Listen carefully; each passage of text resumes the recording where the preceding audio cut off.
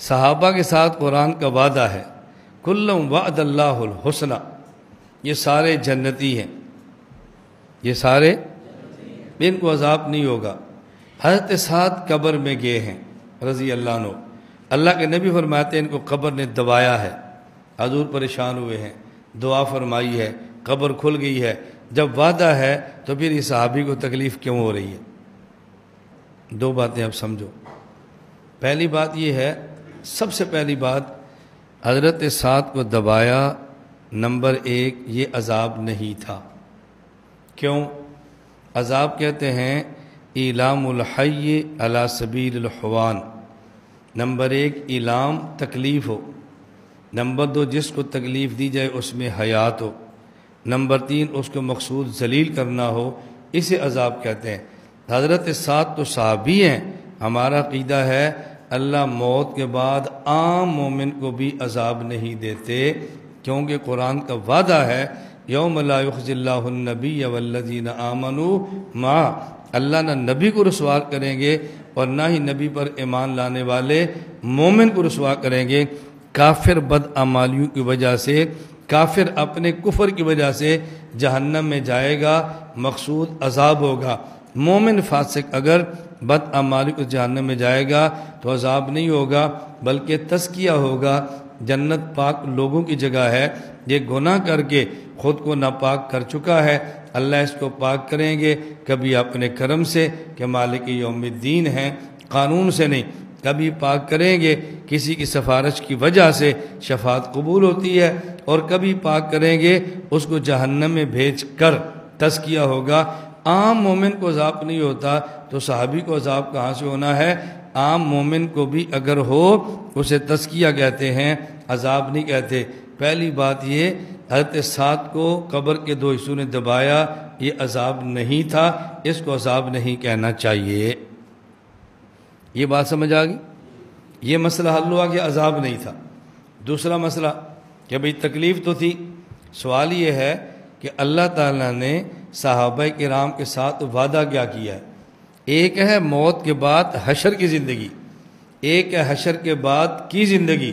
صحابہ سے جو وعدہ ہے نا وہ ہے جہنم میں نہ بھیجنے کا، لا تمس النار مرآنی۔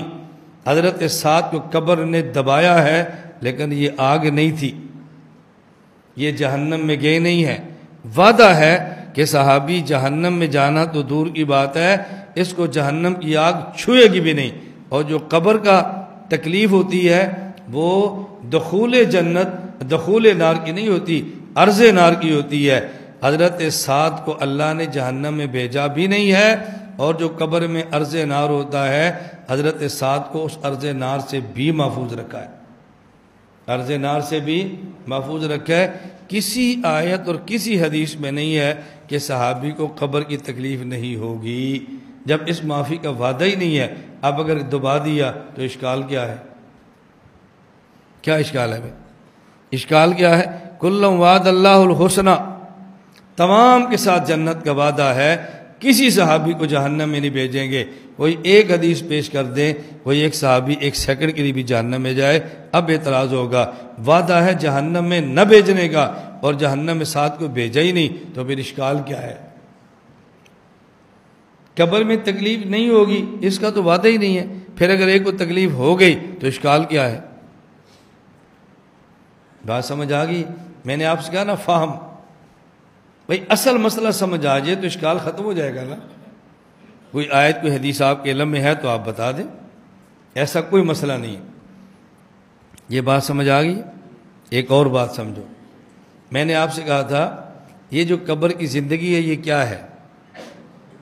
قبر کی زندگی کیا ہے؟ قبر کی زندگی دنیا کی زندگی کا خاتمہ اور آخرت کی زندگی کا مقدمہ۔ توجہ رکھنا، دنیا کی زندگی کا خاتمہ اور آخرت کی زندگی کا مقدمہ۔ دنیا میں مومن، صحابی، عادل، حجت، معیار، محفوظ، دنیا میں رہتے ہوئے اگر صحابی کو تکلیف ہو جائے تو یہ صحابیت کے خلاف نہیں ہے۔ قبر دنیا کا تتمہ ہے، اس تتمہ میں بھی اگر کچھ تکلیف آ جائے تو صحابیت کے خلاف نہیں ہے۔ پہلے یہ سمجھے نا قبر ہے کیا؟ قبر مکمل آخرت ہے، مکمل دنیا ہے۔ جب مکمل آخرت ہوگی نا وہاں وعدہ ہے کل وعد اللہ الحسنہ، اور جو مکمل آخرت نہیں ہے نا ابھی من وجہ دنیا کا تتیمہ ہے اور من وجہ آخرت کا مقدمہ ہے، تو دنیا میں رہتے ہوئے اگر صحابی کو تکلیف آ جائے یہ صحابیت کے خلاف نہیں، تو جو دنیا کا تتیمہ ہے اگر اس میں تکلیف آ جائے تو یقیناً صحابیت کے خلاف نہیں ہے۔ کیا اشکال ہے اس میں؟ کوئی اشکال کی بات ہی نہیں ہے۔ یہ جواب کہاں لکھا ہے؟ سبق بھی تو یاد کرو، کوئی تم سے حوالہ مانگ لے تو تم پریشان، وہ کون ہوتا ہے، کیا حیثیت ہے؟ کوئی جی آپ کیا تو تھانوی کی بھی حیثیت نہیں، آپ کا کیا کہنا، آپ کیا تو ابو حنیفہ کی بھی حیثیت نہیں، آپ کیا کہنا، حیثیت ہمارے یہاں ہے، آپ کے لیے نہیں ہے۔ یہ ہم نے حوالہ اپنے اطمینان کے لیے یاد کیا ہے، آپ کے لیے نہیں کیا، آپ کو تو کسی چیز پر اعتماد ہی نہیں ہے۔